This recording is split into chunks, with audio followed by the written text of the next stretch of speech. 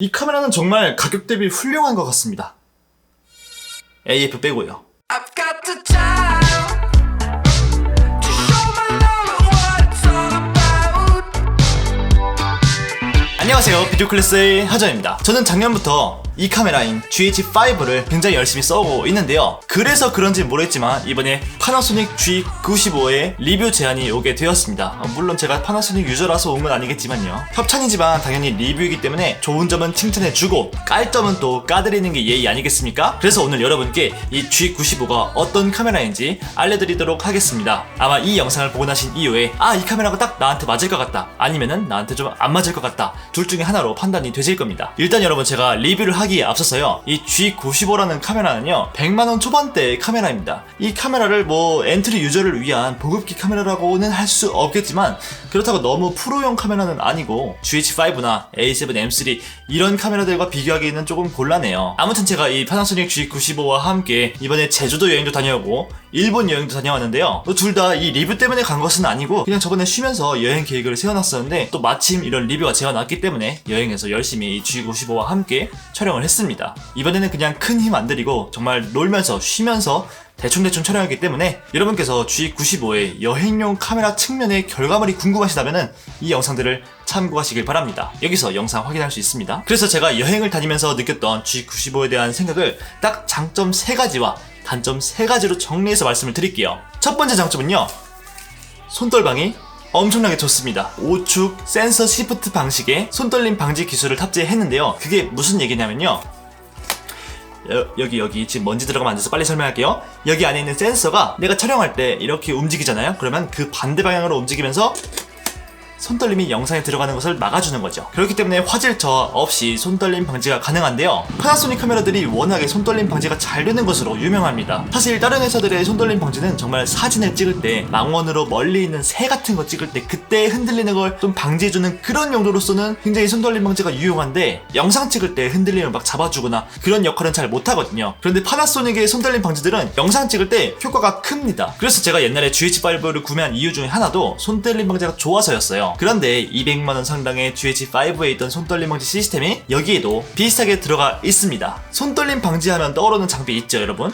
바로 짐벌. 짐벌 쓰면 손떨림 방지가 거의 없잖아요. 그런데 사실 여행에서 짐벌을 쓰려면은 생각보다 많이 힘듭니다. 짐벌을 안 써보신 분들은 그냥 짐벌 괜찮은 거 하나 사가지고 대충 들고 다니면서 찍으면 되는 거 아닌가라고 생각하실 텐데, 짐벌이 있으면은 여행 때 여행을 할 순 없고 촬영만 하게 됩니다. 왜냐면 짐벌을 한번 사용하려면은 거기서 세팅하고 중심 잡아줘야 되고, 또 거기서 짐벌 초심자라면은 정말 컨트롤하기도 너무 힘들어요. 그리고 당연히 짐벌이 카메라보다도 더 무거운 건 말씀 안 드려도 아시겠죠? 그래서 영상이 주 목적이 아니라 여행을 즐기면서 촬영하기에는 손떨림 방지가 우수한 카메라가 있는 게 100배 1000배 낫습니다. 물론 당연히 이 카메라들이 짐벌만큼 손떨림 방지가 잘 되지는 못하지만, 그래도 안정적으로 손으로 잘 잡고 이런 식으로 조심히 촬영한다면은 짐벌 없이도 부드러운 샷들을 얻을 수가 있습니다. 게다가 여기 들어있는 손떨방은 항상 켜져 있잖아요. 그렇기 때문에 언제든지 쉽게 멋진 영상들을 담을 수가 있겠죠. 두 번째 장점은요, 이 카메라에 정말 세심한 배려가 담긴 편의성이 들어있다는 겁니다. 저는 항상 카메라들을 논할 때 화질 같은 결과물적인 부분에서도 얘기를 하지만, 편의성처럼 초심자들이 이 카메라를 만졌을 때 바로바로 무엇이 뭔지 알 수 있는지, 그리고 프로들도 헷갈리지 않고 빠르게 적응을 할 수 있는지, 편리하게 쓸 수 있는지, 이런 점들을 되게 중요하게 보고 있습니다. 원래 이런 편의성에서 유명한 기업이 바로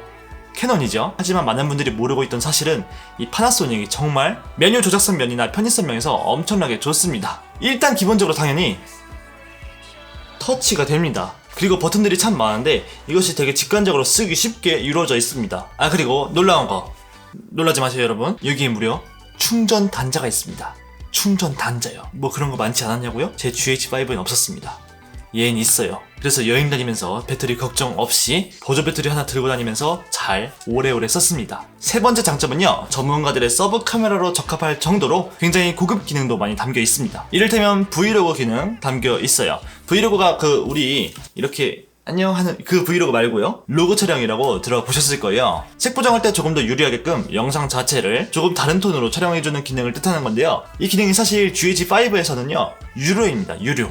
그래서 기능이 안에 들어있기는 한데 프로그램을 사서 이 GH5에 설치를 해야지 작동을 합니다. 그런데 놀라운 거는요, 이 G95 카메라 왜인지 브이로그를 그냥 넣어줬습니다. GH5처럼 완전 영상 시장을 겨냥하고 나온 카메라에도 유료로 끼워주는 기능을 얘는 그냥 무료로 줬습니다. 아무튼 브이로그가 미리 탑재가 되어 있고요.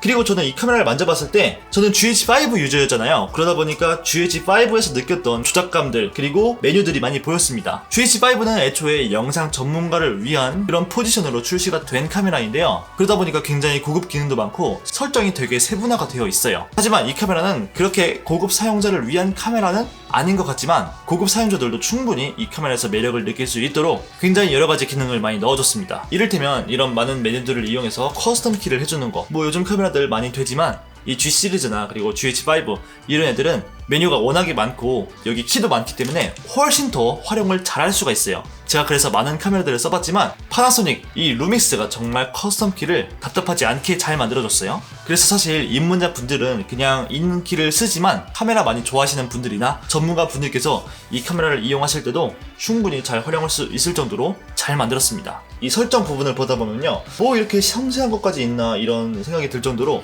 많은 메뉴들이 있습니다. 뭐 그래서 장점들을 조합해 보자면요, 일단 여행 다닐 때 굉장히 좋은 카메라라고 할 수 있을 것 같아요. 우선 여행에서는 무거운 짐 있으면 힘들잖아요. 물론 이 카메라가 그렇게 막 가벼운 카메라는 절대 아니에요. 하지만 또 영상 좋아하시는 분들 여행 갈 때 장비 들고 간다고 무거운 짐 들고 가면은 고생 엄청 한 그런 기억 다들 있으시죠? 그렇게 장비에 스트레스 받고 싶지 않을 때 이 카메라랑 렌즈 하나만 딱 들고 다니면 딱 좋습니다. 이제는 한번 단점을 말해보죠. 첫 번째 단점, 이 카메라는 4K 촬영이 되는데요, 크롭이 됩니다. 크롭. 그러니까 풀 HD 상태에서는요, 여기 안에 빛을 받아들이는 센서의 면적을 전체로 활용해서 영상을 만드는데 4K로 촬영할 때는요, 전체를 쓰는 게 아니라 가운데를 기준으로 가장자리가 조금 잘리면서 촬영이 된다는 얘기예요. 그렇기 때문에 마치 강제로 조금 줌이 된 것처럼 촬영이 됩니다. 원래보다 1.25배 정도 되는 것으로 알고 있는데요, 사실 저는 근데 촬영하면서 크롭이 그렇게 많이 된다고 느끼지 않았습니다. 그리고 크롭이 되면은 화질 저하 문제가 보통은 따라오는데 이 카메라로는 그렇게 화질 저하의 느낌도 없었습니다. 애초에 4K의 품질이 굉장히 좋게 만들어졌어요. 그래서 사실 많은 분들께서는 크롭 되니까 저 카메라 못 쓰겠네 라고 생각되시겠지만, 저는 사실 여행할 때 그렇게 불편함을 느끼지 못했으니까 아마 대부분의 분들도 불편함 크게 못 느끼실 거라고 생각됩니다. 이건 제 생각이에요. 제 생각, 여러분. 두 번째 단점은요, 풀 HD로 촬영 시에 비트레이트가 굉장히 낮아진다는 겁니다. 우선 여러분, 비트레이트가 뭐냐면요, 영상의 용량을 결정하는 요소이기도 하지만 화질과 굉장히 밀접한 연관을 가지고 있어요. 그래서 이 비트레이트가 높아지면 높아질수록 화질이 좋아진다기보다는 색 데이터를 좀 더 많이 담아낼 수 있다,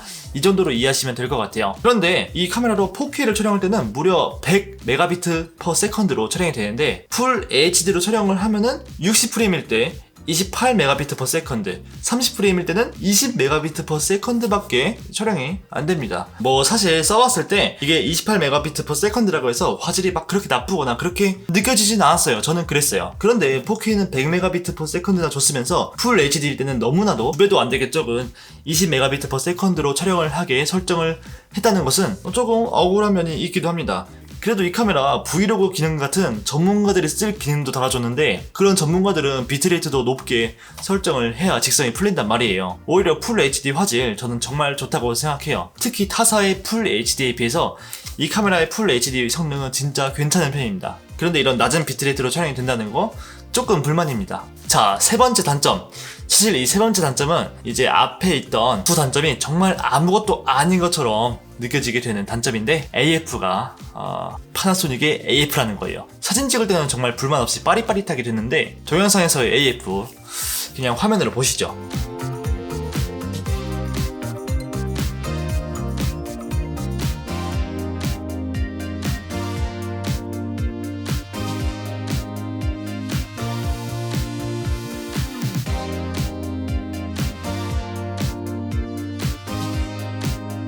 예, 이거는 사실 GH5도 그렇고 파나소닉 시리즈의 카메라들의 공통적 문제인데요, 항상 이게 이물이 가운데 잘 있어도 얘가 잘 못 잡습니다. 그래서 제가 지금 촬영하는 이 GH5 같은 경우에도 사태질에서 조정해요. 이 GH5로 촬영할 때는 저는 항상 MF 모드로 그 오토 포커스가 아니라 이렇게 수동 포커스로 촬영을 하고 있어요. 제가 폰으로 이렇게 컨트롤 하고 있거든요. 여기서 이렇게 만져주면은 포커스 잡히죠. 이렇게 매뉴얼 포커스 상태로 두고 내가 손으로 조작했을 때만 그때만 AF를 잡고 그 다음에는 수동으로 조작되게.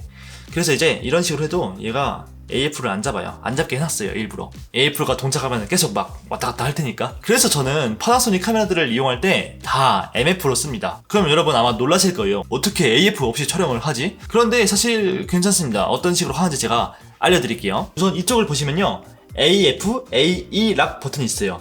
AF는 오토포커스, AE는 오토 익스포저. 그러니까 자동으로 초점 잡고 그리고 자동으로 노출을 잡는 그것을 잠그는 버튼이라는 뜻인데, 이것을 다른 걸로 할당을 할 수 있거든요. 저는 지금 촬영 모드 여기 보이시죠? MF, 즉 수동 포커스 모드로 촬영을 하고 있는데 AF가 잠시 작동되는 기능으로 바꿔 놓았습니다. 그래서 메뉴로 가시면은 세 번째 탭에 설정 C 버튼이 있는 거 있죠? 여기에서 초점 앤 셔터 릴리즈 가신 다음에 AF, A 잠금, 여기에 AF, A 잠금 키를 눌렀을 때 무엇으로 설정할 것이냐 그 옵션인데 AF ON 이걸로 눌러주시면 돼요. 그리고 다시 돌아와서 한번 해볼게요.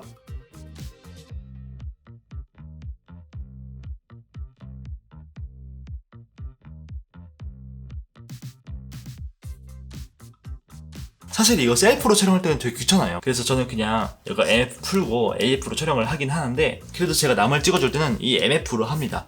물론 AF가 아예 잘 되면 이런 거 할 필요도 없었겠지만, 그래도 AF보다는 이 카메라들의 장점이 좋아서 이 카메라를 선택한 경우에는 이런 식으로 해주는 게 가장 좋습니다. 예, 이거는 제가 GH5를 굉장히 오랫동안 써오면서 혼자서 습득한 팁을 여러분께 알려드리는 것이기 때문에 뭐 저런 걸로 AF 실드 치냐 이런 말씀은 안 하시면 좋겠어요. 예, 사랑해요.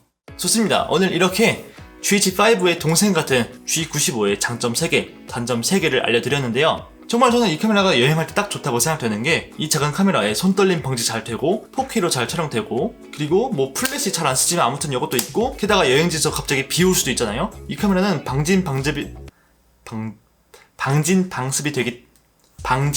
되기 때문에 어디서든 꽤 안심하고 쓸 수 있어요. 저도 옛날에 GH5를 비 오는 데서 썼었는데 괜찮았습니다. 파나소닉이 원래 이런 방진 방적을 굉장히 변태처럼 잘하는 것으로 유명합니다. 이 가격대에 이만큼 방진 방적이 되는 카메라가 많이 없습니다. 그리고 충전 단자도 있고 마이크 단자도 당연히 있기 때문에 고음질로 녹음도 하면서 충전도 해서 하루 종일 쓸 수도 있고요. 셀피 스크린도 아주 잘 되고, 그리고 브이로그 촬영이나 커스텀 키 이런 것들이 고급 사용자들에게도 만족감을 줍니다.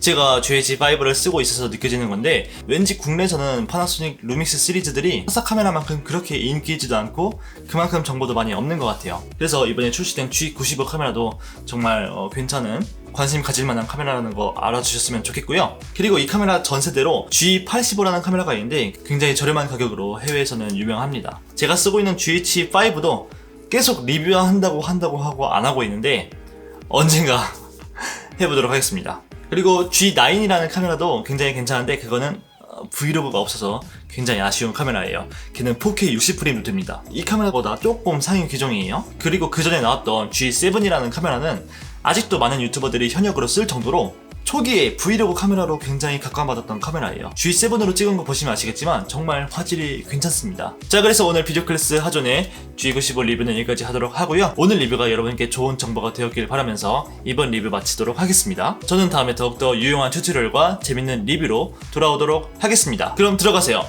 하바? 하존 빠이라는 뜻?